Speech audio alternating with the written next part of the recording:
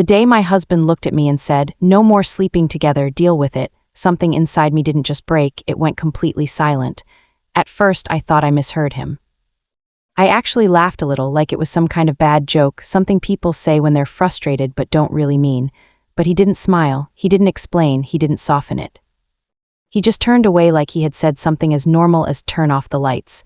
And in that moment, I felt everything at once: confusion, embarrassment, rejection. Not just as a partner, but as a woman, because it wasn't just about sharing a bed, it was about what that bed meant: connection, intimacy, marriage, us. Have you ever had someone you love suddenly shut a door in your face and act like it's no big deal? Because that's exactly what it felt like. I kept replaying it in my head. No more sleeping together, no discussion, no explanation, just a decision that somehow I was supposed to accept, like my feelings didn't even factor into it. Part of me wanted to argue. To ask questions, to demand answers. Why? What changed? Is it me? But another part of me, the quieter part, was already starting to understand something I didn't want to admit. You can't force someone to choose you, so I didn't beg, I didn't cry in front of him, I didn't try to convince him to change his mind. I did something he never expected. I stopped acting like his wife, but before I tell you what that really looked like, you need to understand something. This didn't come out of nowhere, we weren't always like this. There was a time when we couldn't stand being apart, when falling asleep next to each other felt natural, safe, like home. We had routines, little habits, inside jokes. The kind of things that make a marriage feel real, feel alive, and if you had asked me back then, I would have told you we were fine, maybe not perfect, but solid. That's why what he said hit so hard, because it made me realize maybe things hadn't been fine for a long time. Maybe I was the only one still holding on to something that had already started slipping away. And that night, when he drew that line without even looking back, something in me shifted too. Not loudly, not dramatically, just quietly, permanently. At first, nothing seemed to change on the surface. The house was still the same, the routine still existed, and from the outside, anyone looking in would have thought we were just another normal couple going about our lives. But underneath that quiet routine, something fundamental had shifted. It wasn't loud or dramatic. There were no fights, no confrontations. It was something much more subtle and much more powerful. When I stopped acting like his wife, I didn't announce it. I didn't sit him down and say, "This is what I'm doing now." I just withdrew, not in a cold or angry way, but in a calm, intentional way. I stopped reaching for him. I stopped checking in on his moods. I stopped doing all the little things I used to do without even thinking, those invisible efforts that hold a relationship together.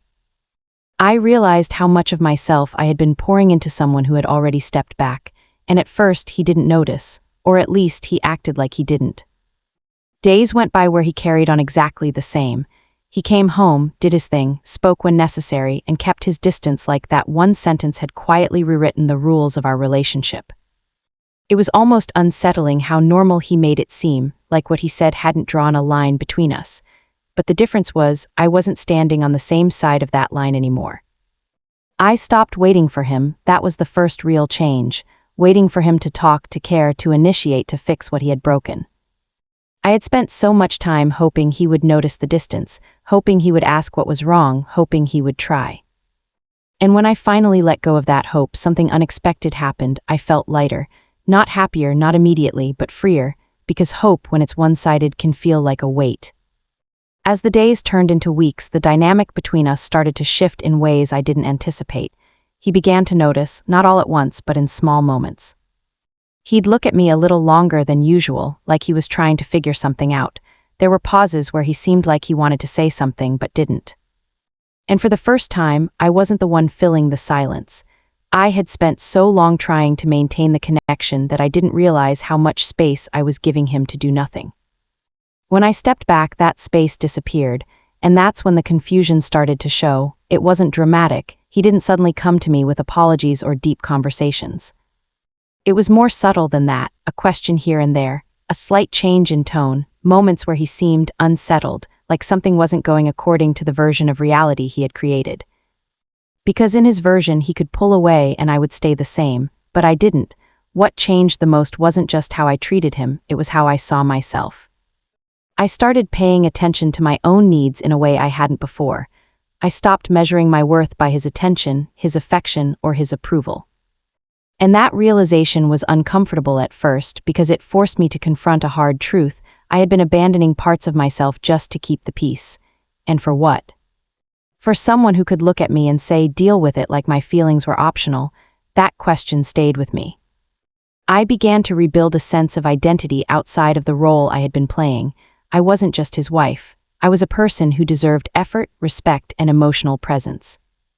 And the more I leaned into that truth, the less I felt the urge to go back to how things were, because going back would mean pretending that what he said didn't matter. And it did. Over time, the emotional distance between us became impossible to ignore, not because I created it, but because I stopped covering it up. The silence felt different now. It wasn't heavy with unspoken expectations on my side, it was just honest, and honesty can be uncomfortable when you're not used to it. There were moments when I could tell he was starting to feel the shift more deeply. The absence of my effort, my attention, my emotional presence, it changed the atmosphere. And maybe, for the first time, he was experiencing what it felt like to not be chosen in the same way. But by then, something inside me had already changed too much. I wasn't doing it to teach him a lesson. I wasn't trying to make him feel what I felt. This wasn't about revenge or proving a point. It was about no longer betraying myself for the sake of holding onto something that only existed because I kept it alive. And that realization was both painful and freeing.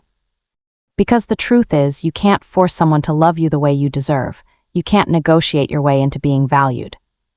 And you definitely can't fix a relationship on your own when the other person has already checked out.